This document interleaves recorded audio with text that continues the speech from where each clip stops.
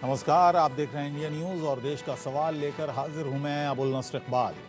आतंक के खिलाफ सर्जिकल स्ट्राइक अब नहीं तो कब, ये सवाल पूरा देश पूछ रहा है। सवाल इसलिए क्योंकि पिछले 2 महीने में जम्मू कश्मीर में आतंकी घटनाएं बढ़ी हैं। घाटी में आतंकी फन फैला रहे हैं, सेना को टारगेट कर रहे हैं, सिविलियंस को निशाना बना रहे हैं। लेकिन अब सेना ने आतंक का फन कुचलने के लिए, आतंक को जड़ से खत्म करने के लिए एक्शन प्लान बना लिया। एक और डोडा के आतंकियों ने जंगलों में आतंकियों के खिलाफ एक्शन तेज हो गया है। सेना ने आतंकियों की चौतरफा घेराबंदी की है, तो दूसरी तरफ आतंकियों के मददगारों पर भी कड़ा प्रहार हुआ है। जम्मू में आतंकियों के कई मददगारों को गिरफ्तार किया गया है। इसके अलावा आज कुपवाड़ा के केरन सेक्टर में सेना ने 3 आतंकियों को मार गिराया, जो सरहद पार से घुसपैठ कर घाटी में दाखिल होने की कोशिश कर रहे थे। संदेश साफ है कि आतंकियों के खिलाफ प्रचंड प्रहार होगा, आतंक के जड़ पर वार होगा। ना आतंकी बचेंगे और ना ही उनके मददगार। लेकिन सवाल है कि घाटी में आतंक का अंत कब होगा, और सवाल यह भी कि क्या आतंक का इलाज सिर्फ सर्जिकल स्ट्राइक है। आज इसी मुद्दे पर चर्चा करेंगे। कई खास मेहमान हमारे साथ जुड़ेंगे, लेकिन उससे पहले एक खास रिपोर्ट आपको दिखाते हैं।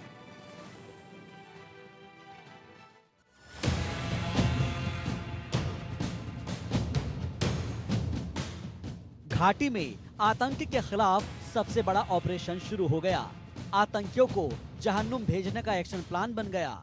डोडा के जंगलों में सेना ने सर्च ऑपरेशन तेज कर दिया है। जंगल में छिपकर बैठे आतंकियों को सेना और जम्मू कश्मीर पुलिस ने घेर लिया है और आतंक पर प्रचंड प्रहार शुरू हो गया है। आप सब लोगों ने देखा होगा, कल भी जो हाइडिंग टेररिस्ट है उनके साथ हमारा कांटेक्ट हुआ था और आज भी उनके साथ हमारा कांटेक्ट हुआ है। सर्च ऑपरेशन प्रोग्रेस में होने की वजह से अभी मैं आपके साथ सारी डिटेल शेयर नहीं कर सकता हूं। ऑपरेशन हमारा प्रोग्रेस में है और जल्दी कामयाबी मिलेगी। जम्मू के डोडा में आतंकियों की घेराबंदी हुई तो कुपवाड़ा के किरण सेक्टर में एलओसी के पास सेना ने 3 आतंकियों को ढेर कर दिया। ये आतंकी सरहद पार से घुसपैठ कर दहशत फैलाने घाटी में दाखिल होने की कोशिश कर रहे थे, लेकिन सेना ने तीनों ही आतंकियों की कब्र इन्हीं जंगलों में खोद दी। जम्मू कश्मीर में आतंक के खिलाफ ऑपरेशन ऑल आउट चल रहा है। जम्मू के 2 अलग अलग जगहों पर, अगर हम डोडा और राजौरी की बात करें तो यहाँ पर 2 अलग अलग एनकाउंटर्स चल रहे हैं। और आज की अगर हम बात करें तो कश्मीर के केरन में भी एक इन्फिल्ट्रेशन अटेम्प्ट किया गया, जिसको सिक्योरिटी फोर्सेस ने चैलेंज किया और फिलहाल 2 आतंकियों को ढेर कर दिया गया है। सेना ने आतंक के अंत का प्रण लिया है, आतंकियों को मिट्टी में मिलाने का प्लान बनाया है और पिछले कई घंटों से जम्मू कश्मीर के अलग अलग इलाकों में सर्च ऑपरेशन चल रहा है। सेना और जम्मू कश्मीर पुलिस जंगल का चप्पा चप्पा खंगाल रही है। डोडा के जंगलों में आतंकियों की तलाश तेज हो गई है।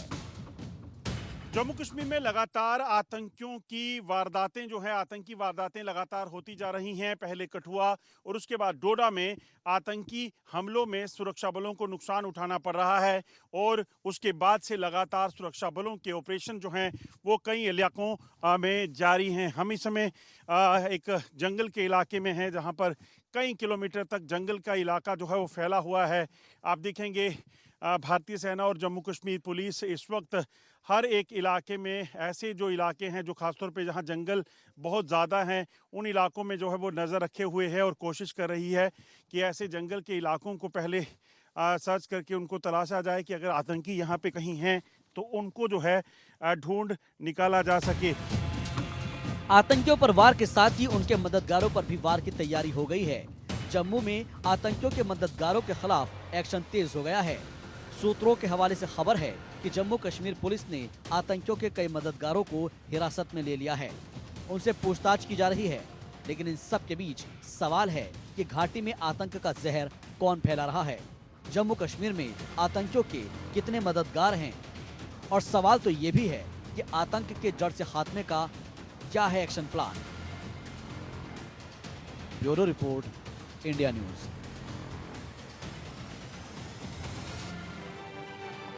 और आगे बढ़े उससे पहले अभी का अपडेट आपको दे दें। जम्मू के डोडा में सर्च ऑपरेशन जारी है। डोडा में सेना और आतंकियों के बीच मुठभेड़ जारी है। कस्तीगढ़ इलाके में सेना ने आतंकियों को घेरा हुआ है। सेना और जम्मू कश्मीर पुलिस का ये जॉइंट ऑपरेशन है, जिसके तहत जम्मू के कस्तीगढ़ का इलाका है, जहां पर ये मुठभेड़ अभी भी चल रही है। इससे पहले केरन सेक्टर में, कुपवारा के केरन सेक्टर में 3 आतंकियों को ढेर किया है सुरक्षा बलों ने। यहाँ पर एक बड़ी साजिश को नाकाम किया है, घुसपैठ की बड़ी साजिश थी और यहाँ पर भी खबरें आ रही हैं कि अभी भी यहाँ पर कुछ और आतंकियों के घुसपैठ की कोशिश हो रही है। और अजय जांडियाल इस वक्त जम्मू से मेरे साथ जुड़ गए हैं, आशिक मीर कश्मीर से मेरे साथ हैं। आशिक, पहले आप बता दीजिएगा, कुपवारा में जो मुठभेड़ चल रही थी, जो इन्फिल्ट्रेशन की कोशिश थी, उसका अपडेट क्या है अभी? देखिए, आज फोर्सेस को इतला मिली थी कि कुपवारा में कुछ इन्फिल्ट्रेशन अटेम्प्ट किया गया और इस इन्फिल्ट्रेशन अटेम्प्ट में फिलहाल 2 आतंकियों को जो है मार गिराया गया है, क्योंकि सिक्योरिटी एजेंसीज को पहले ही इनपुट था खबर 3 की आ रही थी। केरन सेक्टर में जो है इन्फिल्ट्रेशन अटेम्प्ट किए जाने की लगातार कोशिश की जा रही है। लगभग 5 दिनों से ये अटेम्प्ट करने की कोशिश कर रहे थे, जिसके बाद जो है आज सिक्योरिटी फोर्स ने इन पर फायरिंग की और फायरिंग के तबादले में फिलहाल 2 आतंकी जो है ढेर हो गए हैं। और फिलहाल अगर अभी की स्थिति की बात करें तो अभी भी ऑपरेशन जो है इस इलाके में चल रहा है। ओवरऑल अगर हम कश्मीर के इलाकों की बात करें तो यहाँ पर बड़े पैमाने पर सर्च ऑपरेशन चलाया जा रहा है। खासतौर पर अगर हम इंडियन आर्मी और CRPF, BSF, Jammu Kashmir police की तरफ से लगातार कश्मीर के इन इलाकों में ऑपरेशन चलाया जा रहा है, जहां पर सिक्योरिटी एजेंसीज को ये इनपुट मिल रहा है कि आतंकियों के दिखने की खबरें जो है लगातार आ रही है। जी जी अजय, जो डोडा में ऑपरेशन चल रहा है, डोडा के कास्तीगढ़ इलाके में, वहां से क्या अपडेट है? क्योंकि कहा जा रहा है कि वहां पर भी मुठभेड़ है और वहां पर एक तरह से सेना ने घेरा बना लिया है आतंकियों के चारों तरफ। देखिए, बिल्कुल अबुल, आपको बताऊं कि डोडा में जहां पर 3 दिन पहले आतंकियों ने सुरक्षा बलों के एक टुकड़ी पर हमला किया था, जिसमें 4 जवान शहीद हुए, उसके बाद देखें तो 3 बार कोशिश आतंकियों ने एक बार वापस की, जिसे सुरक्षा बलों को निशाना बनाया जा सके। पहले डोडा के ही देसा इलाके में जंगल में रात को 2 बजे फायरिंग की गई और बीती रात भी देखें तो सेना का जो टेम्परेरी ऑपरेटिंग बेस है वहां पर जो है हमला किया गया, जिसमें ग्रेनेड दागा गया, जिसमें 2 सेना के जवान जो है वो जख्मी हुए। तो जंगल में छुपे हुए आतंकी जो है वो वहां से भाग नहीं पा रहे, इसलिए कहीं ना कहीं उनकी कोशिश है कि वो सेना को टारगेट कर सके और उस चक्रव्यूह से निकल सके। मगर सेना ने पूरे इलाके को, जम्मू कश्मीर पुलिस ने मिलकर जो है वो घेरा हुआ है, ताकि यहाँ से ये आतंकी जिन्होंने 4 जवानों की हत्या की थी, जो उनकी शहादत के लिए जिम्मेदार हैं, उनको मारकर उनका बदला लिया जाए। उस चीज के लिए पूरा इलाका जो है वो घेरा हुआ है और ऑपरेशन लगातार जारी है, जिसमें अत्याधुनिक गैजेट्स के साथ साथ हेलीकॉप्टर, ड्रोन्स और तमाम जो ग्राउंड फोर्सेस है उनकी मदद ली जा रही है, ताकि जल्द से जल्द इस ऑपरेशन को जो है वो खत्म किया जाए और यहाँ छुपे हुए आतंकी जो हैं उनको भी मार गिराया जा सके।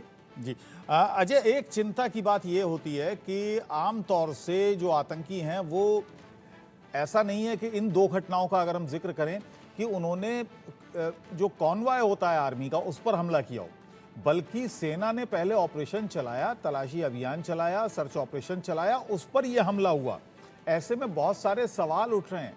सवाल ये उठ रहा है कि हमारे पास आईबी है, उसके अलावा हमारे पास जो मिलिट्री इंटेलिजेंस है वो भी है, एनटीआरओ है, तो क्या कहीं कोई तालमेल में गड़बड़ है कि सर्च पार्टी को ही निशाना बना लिया इन आतंकियों ने? देखिए अबुल, जब ऑपरेशनल एरियाज में आप ऑपरेट करते हैं तो उसमें कई तरह के चैलेंजेस होते हैं।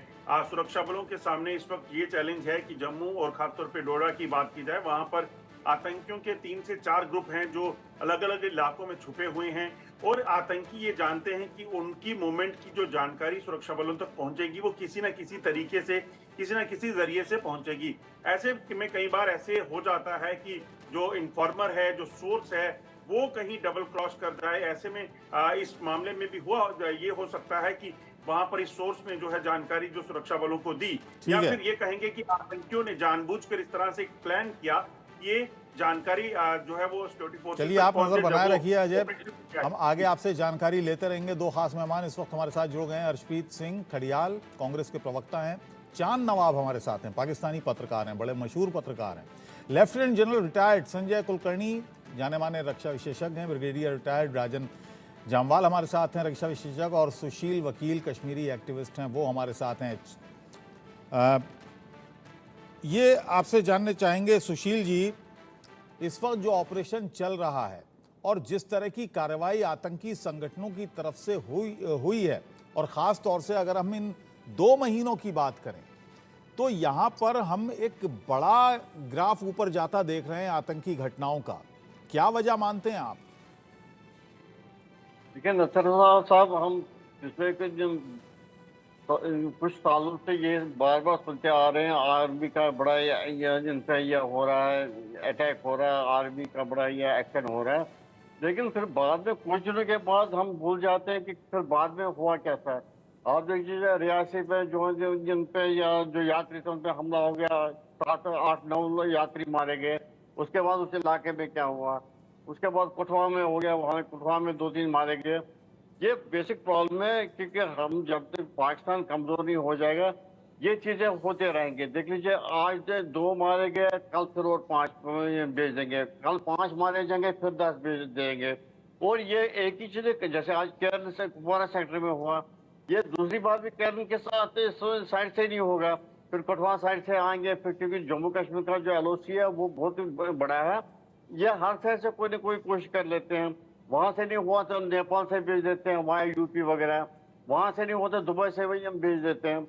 जब तक भारत सरकार पाकिस्तान को ध्वस्त न करे, थोड़ा कमजोर न करे। और दूसरा चीज है, ये जो हमारी ये जो सर्जिकल स्ट्राइक है, ये खाली अक्रॉस द बॉर्डर नहीं करना, पाकिस्तान में नहीं करना, हमारे अपने देश में भी करना है। आप देख लीजिए, अमेरिका हो, इजराइल हो, फ्रांस वगैरह हो, वहाँ प्रॉपर जो ये प्रोफाइलिंग होती है लोगों की, वो देखते हैं कहीं इस पे कंप्यूटर वगैरह पे किसकी कौन सी दिमाग में क्या चल रहा है। राजन जी से कमेंट यहाँ पर जम्मू में देख लीजिए, इनका जब तक ये लोकल सपोर्ट नहीं होगा, इनका जो ऑपरेशन है, ये एक्यूरेट ऑपरेशन जो आतंकी हमला करके कानवाई पे, ठीक है, लोकल सपोर्ट के बगैर ये पहुंच। राजन जी से एक कमेंट ले लेता हूँ। राजन जी, चिंता यहाँ पर इन 2 घटनाओं का अगर मैं जिक्र करूं कि जिसमें हमला हुआ और आतंकी फरार हो गए, पकड़े नहीं गए, मारे नहीं गए, ये एक चिंता और बढ़ा रहा है पूरे देश में। देखिए, आपने सही कहा। नॉर्मली मतलब 48 से 72 घंटे के अंदर या 96 आवर्स के अंदर, 4 से 5 दिन के अंदर अंदर इनको जीरो इन कर लेना चाहिए। यहाँ मैं ये कहना चाहता हूँ कि इस बार ये जो पिछले 2 महीने में मतलब टेररिस्ट की घटनाएं घटी हैं और जो जिस टाइप के टेररिस्ट आ रहे हैं, इनकी आप प्रोफाइलिंग देखो, थोड़ा पहले से भिन्न है। एक तो इनमें से कोई भी लोकल नहीं है। हाँ, लोकल सपोर्ट जरूर है, इक्का दुक्का पैसे के लिए, कॉज के लिए, जैसे भी गाइडेंस और वो अवेलेबल है। दूसरा, ये थोड़े ज्यादा वेल ट्रेन, यानी मतलब एब्सोल्यूट मर्सनरी लग रहे हैं, क्यूब बेटर हैं, और इनका डीमैनर यानी कि चलना तरीका थोड़ा सा सोल्जरली बेयरिंग है। तो मेरे को ये मतलब पाकिस्तान तो इसमें इन्वॉल्व है ही है। मेरे को लग रहा है कि इस बार पाकिस्तान के सिवाय कुछ और भी मतलब मुल्क हैं शायद जो इसमें सपोर्ट कर रहे हैं। चाइना एक हो सकता है, अब शरियाम मतलब की भी पता है कि वो हमारा खिलाफ चल रहा है, बट उसके भी आगे कुछ और मुल्क भी हैं जो सपोर्ट कर रहे हैं। इनकी जो ट्रेनिंग इक्विपमेंट वो है, पाकिस्तानी से खुद थोड़ा सा मतलब बुरे हाल में है, और उनको पता है यहाँ पे वो जहाँ ट्रेनिंग होती है हम ढूंढ लेते हैं और उनको ठोक देते हैं। तो ये लोग शायद अफगानिस्तान या उससे पीछे कहीं ट्रेन हुए हैं और फिर यहाँ आए हैं, एंड ऑफ कोर्स पाकिस्तान ने मदद करी है। संजय जी का कमेंट ले लेता हूँ। संजय कुलकर्णी जी, जो कि जैसा कि राजन जी ने भी कहा कि बहुत सारी चिंताएं इस मामले को लेकर हैं, इन्फिल्ट्रेशन। सबसे बड़ा जो मामला है वो आता है घुसपैठ का। अभी भी 3 आतंकियों को मार गिराया केरन सेक्टर में, यहाँ से घुसपैठ होती है, खबर आती है कि पंजाब से भी घुसपैठ होती है। क्या लगता है आपको, क्या सीमाएं अभी भी पूरी तरह से हमारी सुरक्षित नहीं है, और क्या परेशानी है आखिर सरकार के सामने, देश के सामने, कि हम सीमाओं को पूरी तरह से सुरक्षित नहीं कर पाए? देखिएगा, सीमाओं को पूरी तरह से सुरक्षित करना, आप फेंसिंग कर सकते हैं, आप उसके ऊपर फॉल्ट लगा सकते हैं, आप आले का इस्तेमाल कर सकते हैं, लेकिन जो आतंकी हैं और जो पाकिस्तान है जिसने टेररिज्म का एक गढ़ है, और Pakistan uses terrorism as an instrument of state policy, उस मकसद से अगर देखा जाए तो लगातार, चाहे आप पंजाब से आए या जैसे कह रहे थे नेपाल की तरफ से आए, एक दफा घुस गए तो इस तरह। और डेफिनेटली इस पे कोई शक नहीं, ये जो अब आतंकवादी आए हैं ये अच्छे ट्रेंड हैं, पाकिस्तान के एक सर्विसमैन हो सकते हैं, प्लस उनको लोकल सपोर्ट जो है वो बहुत जबरदस्त है। और यही कारण है कि लोकल सपोर्ट के बिना ये जो बाहर से आतंकी आते हैं उनको इलाके का नहीं पता होता है, गाइडेंस का उनको पूरा चाहिए, उनको लॉजिस्टिक सपोर्ट चाहिए, खाना पीना चाहिए। जरूर उनका जैसे है वो ट्रेन है, इसमें कोई शक नहीं। उनके पास हथियार देखिएगा, उनके पास बुलेट्स देखिएगा, उनके पास रात के देखने के जो इक्विपमेंट है वो देखिए। वो तो सब कुछ जो पाकिस्तान ने अफगानिस्तान में जो अमेरिका छोड़ करके गया है उसका पाकिस्तान पूरा फायदा उठा रहा है। इतना ही नहीं, ऐप्स जो है वो चीन के ऐप्स इस्तेमाल कर रहे हैं जिससे कम्युनिकेशन के लिए हम लोगों को थोड़ा संजय जी, वक्त लेकिन लगता है जो पता भी करने में। इक्विपमेंट्स उनके पास हैं, लेटेस्ट इक्विपमेंट्स हैं, ट्रेनिंग है, लेकिन उससे 10 गुना हमारे पास है। ऐसे है, जरूर है, इसमें कोई शक नहीं है। और ये क्या है, ये मरने के लिए आए हैं भारत के अंदर कि हम तो यहाँ पे दहशत फैलाएंगे और यहाँ से वापस नहीं भी जाएंगे तो हम लोगों को हमने 24 घंटे 365 दिन सतर्क रहना है और यकीन करना है कि हम हमारे साथ ना हो। तो ये अब जब करते हैं, एक हादसा करते हैं या एक इंसिडेंट होता है, अब आप देखिए जो डोडा में हो रहा है लगातार रात को हो रहा है, क्योंकि रात को कौन कर रहा है, ये करते हैं। और हम अगर कहें कितना भी आप बारिश हो रही है, मौसम खराब है, तो जो जंगलात का इलाका है, मैं तो उधर रहा हूं, मुझे मालूम है बुंडो क्या चीज है, डोडा क्या चीज है, किश्तवाड़ क्या है, पतनाजी क्या है, मारवा क्या, नापाची क्या, पाडर क्या, ये सारा इलाका हम घूमे हुए हैं। हमें मालूम है कि कैसा इलाका है, वो बहुत कठिन इलाका है। और वहां पे अगर लोकल सपोर्ट इनको मिल जाता है तो उस लोकल सपोर्ट एक तरीके से जबरदस्त। अब बीडीसीज है, हमारे पास एसपीओज है, वो भी अब धीरे धीरे करके अब काफी सालों से लगातार। ठीक है, चलिए लोकल सपोर्ट पर मैं बात करूंगा, लेकिन जो पॉलिटिकल वाद विवाद इसको लेकर होता है उस पर भी मैं बात कर लूं। अर्शदीप सिंह खडियाल साहब हमारे साथ जुड़ गए हैं, कांग्रेस के प्रवक्ता हैं। अर्शदीप जी, आमतौर से अभी बीजेपी के प्रवक्ता हमारे साथ नहीं जुड़े हैं, लेकिन आमतौर से ये शिकायत कांग्रेस पार्टी से रहती है कि इस पूरे मामले को एक बड़ा पॉलिटिकल मुद्दा बनाने की कोशिश कांग्रेस की तरफ से रहती है, साथ नहीं मिलता है, जबकि ये ऐसा मुद्दा है जो देश की एकता से जुड़ा हुआ है। देखिए, ऐसा है, जब भारतीय जनता पार्टी की सरकार को सवाल होते हैं तो वो इन सवालों को पॉलिटिक्स बताती है और अपने प्रोपेगेंडा को सच्चाई बताती है। साफ सवाल ये है कि अगर भारतीय जनता पार्टी के लिए मुद्दा संजीदा है, जरूरी है, तो भारतीय जनता पार्टी ने प्रवक्ता क्यों नहीं भेजा? क्या यहाँ से नहीं पता लगता कि भारतीय जनता पार्टी की सरकार अनबॉर्डर्ड है, भारतीय जनता पार्टी की सरकार को इससे फर्क नहीं पड़ रहा, कि वो इग्नोरेंट है? और जरूरी बात साहब ये है कि अमित शाह साहब ने कहा था कि 370 हटने के बाद जम्मू कश्मीर में टेररिज्म खत्म हो जाएगा। क्या वो खत्म हो गया है या वो बढ़ चुका है? और अमित शाह साहब ने ये भी कहा था अगर तीसरी दफा मोदी साहब प्रधानमंत्री बन गए तो टेररिज्म खत्म हो जाएगा पूरे देश में। क्या वो हो गया है? और मॉरल रिस्पॉन्सिबिलिटी लेते हुए अमित शाह साहब को इस्तीफा दे देना चाहिए, क्योंकि उनकी कही बातें बिल्कुल they have fallen flat on the ground, झूठी पाई गई। और जरूरी बात साहब ये है कि back to back terror attacks हो रहे हैं, हमारे जवान शहीद हो रहे हैं, और मोदी साहब ने क्या इस पे एक बयान दिया? मोदी साहब फॉरेन भी जा रहे हैं, बहुत चीजें कर रहे हैं, पार्लियामेंट में उन्होंने शोले का रेफरेंस दिया, वासेपुर का रेफरेंस दिया, सारी बातें कर सकते हैं, लेकिन हमारे जवानों की जो शहादत है और जो टेरर अटैक्स हो रहे हैं, जो वहां पे लोकल सफर कर रहे हैं, उसके रिलेटेड जी अर्शदीप जी, लेकिन 10 साल कांग्रेस की सरकार थी, मनमोहन सिंह प्रधानमंत्री थे, क्या तब अटैक नहीं होते थे? तब जवान नहीं मरते थे? लेकिन मैं बताता हूँ, फर्क बहुत बड़ा था। आप लास्ट 3 साल भारतीय जनता पार्टी के रेजीम को उठा लीजिए और कांग्रेस पार्टी को उठा लीजिए, पहले से बहुत ज्यादा अटैक्स बढ़े हैं। मैं आपको कहेंगे तो आंकड़े भी बता दूंगा। Last 3 years of BJP compare कर लीजिए और last 3 years of UP compare कर लीजिएगा। और दूसरी बात, आंकड़े हैं मेरे पास, लगभग 9,500 अटैक हुए थे, आतंकी घटनाएं हुई थी 10 साल में। कितनी? 9,500। जब बॉम्बे के अटैक हुए थे होटल में, कांग्रेस ने उस टाइम क्या किया था? मैं बता दूं, सुन लीजिए प्लीज, पिछले 32 महीनों में हमारे 50 से ज्यादा जवान शहीद हुए हैं, 50 से ज्यादा। और ये वक्त जो है ये पॉलिटिक्स करने का नहीं है साहब। देश के ऊपर, देश की सेना के ऊपर पॉलिटिक्स नहीं करनी चाहिए कि आपके राज में हुआ था तो हमारे राज में भी हो गया तो क्या हुआ। हाँ, ये बात सही है, जिम्मेवारी लेनी चाहिए, ये बात आपकी सही है, ये बात मैं मानता हूँ। रिस्पॉन्सिबिलिटी लेनी चाहिए इनको, सरकार इनकी जिम्मेवारी, इनकी बातें इन्होंने की थी। और जरूरी बात, 5 सालों में मोदी साहब ने कितनी दफा जम्मू कश्मीर जाने का फैसला किया? 1 बार या 2 बार? साहब अभी तो गए थे, योगा डे मनाया था उन्होंने वहां पे। और 2019 से लेके 2024 तक कितनी विजिट है साहब मोदी साहब, बताइए। नहीं कह रहा हूँ, अभी हाल में गए थे वो योगा डे मनाने गए थे। एक बार गए, 5 साल में जम्मू कश्मीर में एक दफा गए। माना प्रधानमंत्री साहब की जिंदगी बहुत जरूरी है, इंपॉर्टेंट है, और लोकल्स जो हैं उनकी भी जिंदगी है साहब बहुत ही जरूरी है, बहुत इंपॉर्टेंट है। उन्होंने अपना परिवार पालना है साहब, तो वहाँ पे लोकल्स है। क्यों लोकल्स को छोड़ करके जाना पड़ रहा है जम्मू कश्मीर? क्यों भारतीय जनता पार्टी कश्मीर में अपना कैंडिडेट फील्ड नहीं करती है? आपको पता होगा लोकसभा इलेक्शन में कश्मीर में, मैं बेनती करूंगा साहब म्यूट कर ले मेरे फेलो पैनलिस्ट, बैकग्राउंड नॉइज आ रही है, मैं कंटिन्यू करता हूं। और कश्मीर में भारतीय जनता पार्टी की सरकार ने कोई कैंडिडेट फील्ड नहीं किया, स्टेटहुड वहां पे डिले किया हुआ है इन्होंने, और असेंबली इलेक्शन भी डिले किया हुआ है। तो भारतीय जनता पार्टी की सरकार की जो इग्नोरेंस है, जो नेग्लिजेंस है, इसको खत्म करना पड़ेगा बीजेपी को, क्योंकि लोग सफर कर रहे हैं, सफर कर रहा है। ठीक है, सुशील जी कुछ जवाब देना चाह रहे हैं आपकी बात का। सुशील जी।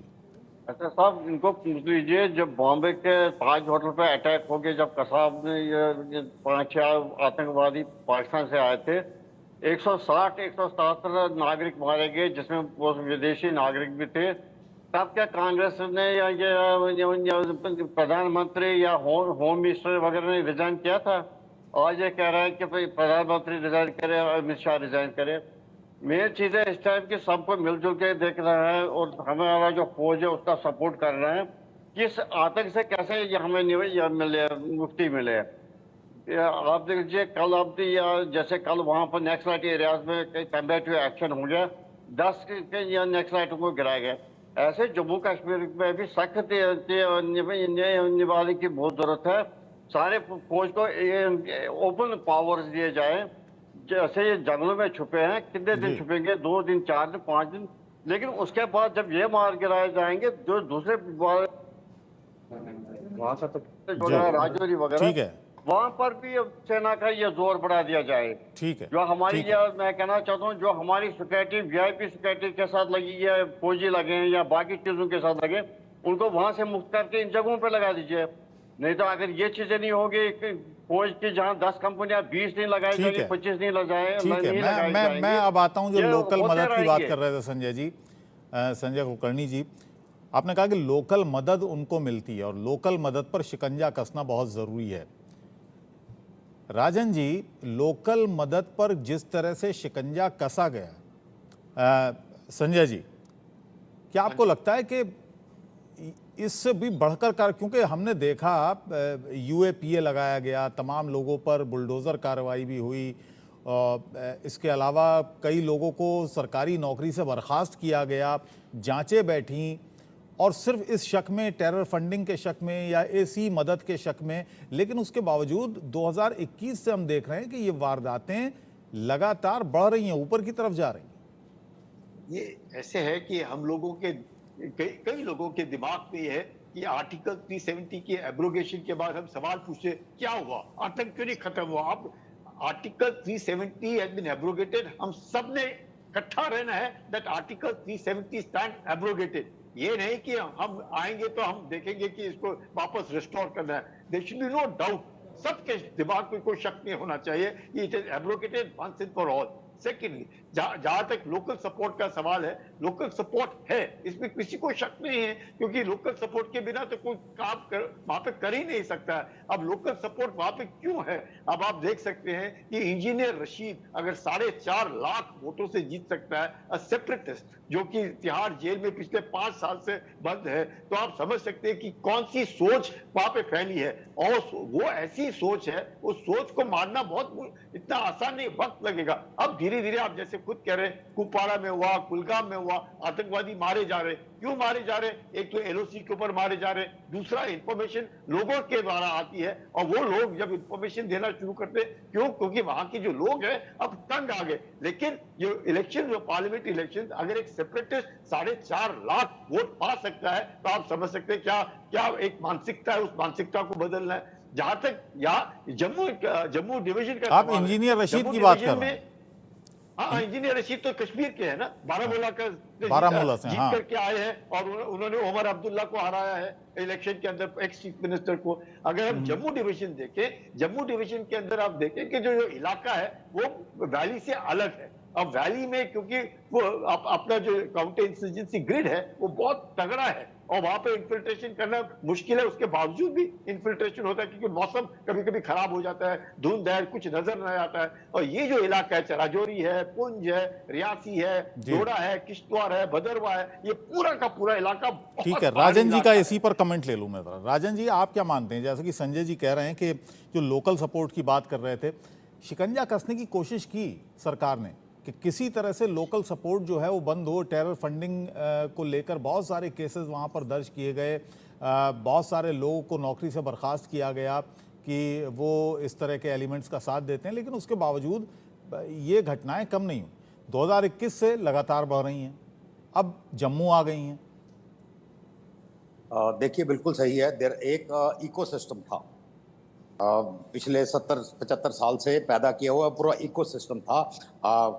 कश्मीर की तरफ ज़्यादा ध्यान था तो कश्मीर में ग्रिड बरकरार रखा और मतलब वहाँ चीज़ें कंट्रोल में आ गई। जम्मू में लोगों ने सोचा कि अब ठीक हो गया एक बार 2004-05 में, और फिर थोड़ा मतलब यहाँ से फोर्सेस आहिस्ता आहिस्ता थोड़ी घटा दी गई, वो एक कारण था। दूसरा ये समझने की ज़रूरत है कि जो लोकल सपोर्ट है उसके कारण जम्मू रीजन और कश्मीर रीजन में टोटल डिफरेंट है। कश्मीर रीजन में आइडियोलॉजिकल वजह से भी लोग काम करते थे। जम्मू रीजन में सिर्फ ये जो पहाड़ों में ढोक होते हैं, इनमें जो बकरवाल वगैरह है, इनकी लोकल सपोर्ट इनको ज्यादा अवेलेबल थी, मिलिटेंट्स को, टेररिस्ट को जो आते हैं, और ये प्योर फाइनेंशियल बेसिस पे थी जम्मू रीजन में। आइडियोलॉजिकल बेसिस पे नहीं है, ये फाइनेंशियल बेसिस पे, यानी पैसा देकर सपोर्ट हासिल कर लेते हैं। ये दोनों अंतर आप समझो पहले। एंड दैट इज व्हाई मैं जो डीजीपी पुलिस जे.एंड.के सुवेन साहब ने बोला है कि ये सारा मुकदमा पॉलिटिक्स से शुरू हुआ था, मैं उसको फुल्ली इंडोर्स करता हूं। उन्होंने बिल्कुल, जिसको बोलते हैं ना hitting the nail on the head, उन्होंने बिल्कुल सही बोला है। ये सारा गेम पॉलिटिकल हो गया था और वहीं से ये स्टार्ट हुआ और ये खत्म भी ऐसे ही होगा। जो चीज जहां से शुरू होती है वैसे ही खत्म होगा। तो यहाँ पे लोगों में भी अभी समझ आ रही है। अब मैं कश्मीर जब लगातार जाता रहता हूँ एंड काफी मतलब वहां पे लोग जानते हैं, वहां पे भी एक आ रही है, यस एक फंडामेंटलिज्म है, पर वहां पे भी एक नेशनलिस्ट तबका अभी उभर रहा है, उसको सपोर्ट करने की जरूरत है। अभी आप देखिए 15 अगस्त 26 जनवरी, मतलब हजारों की तादाद में लोग फिर भी झंडा निकाल के, जो महबूबा मुफ्ती वगैरह कभी बोलते थे कोई झंडा उठाने वाला नहीं मिलेगा, जाके देखो कि कितने झंडे लगे हुए हैं। श्रीनगर में जाके देखो घरों पे लगे हुए हैं झंडे, भारत के झंडे। तो एक नेशनलिस्ट कॉन्स्टिट्यूएंसी खड़ी हो रही है, थोड़ा वक्त लगेगा, इसको सपोर्ट करने की जरूरत है। ऑर्गेनाइजेशनली, इंस्टीट्यूशनली, गवर्नमेंट की तरफ से, हर तरफ से इस कॉन्स्टिट्यूएंसी को खड़े करें जो एक नेशनलिस्ट कॉन्स्टिट्यूएंसी है। एंड आई एम श्योर सब ठीक हो जाएगा। अर्शदीप जी, बड़ी इंपॉर्टेंट बात कही है राजन जी। उन्होंने कहा पॉलिटिकल शुरू हुआ था, पॉलिटिकल बन गया था और पॉलिटिकली खत्म होगा। आप कितना सहमत हैं उनकी बात से? देखिए, भारतीय जनता पार्टी बिल्कुल इसको पॉलिटिकल बना रही है। इस वजह से इतने संजीदा मुद्दे पे, इतने सेंसिटिव इशू पे उन्होंने आने से इनकार कर दिया। तो ये राजनीति जो है भारतीय जनता पार्टी को करनी नहीं चाहिए, सामने आके एडमिट करना चाहिए कि उनका फेलियर है।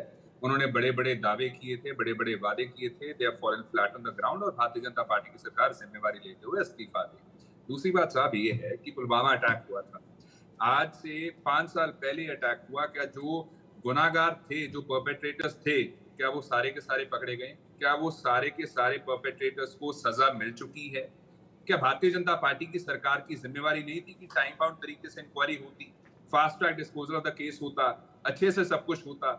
और क्या भारतीय जनता पार्टी की सरकार बताएगी कि फॉर्मर गवर्नर सत्यपाल मलिक साहब ने जो इन पे सवाल खड़े किए थे कि हमारे जो 40 जवान शहीद हुए थे, वो जो कॉन्वॉय था, उन्होंने प्लेन की डिमांड की थी, और अगर प्लेन दे दिया होता तो शायद आज वो जिंदा होते।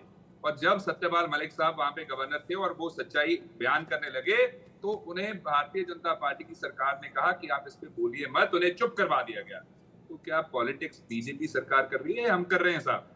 भारतीय जनता पार्टी की सरकार को ऐसे मुद्दों पे राजनीति नहीं करनी चाहिए। हर जगह राजनीति करना गलत है साहब। और मैं भारतीय जनता पार्टी को ये पूछूंगा, जो एक्सोडस हो रहे हैं, जो लोग वहां पे छोड़ करके जा रहे हैं क्योंकि वो सेफ एंड सिक्योर महसूस नहीं कर पा रहे, महफूज नहीं महसूस कर पा रहे, ये किसकी जिम्मेवारी है?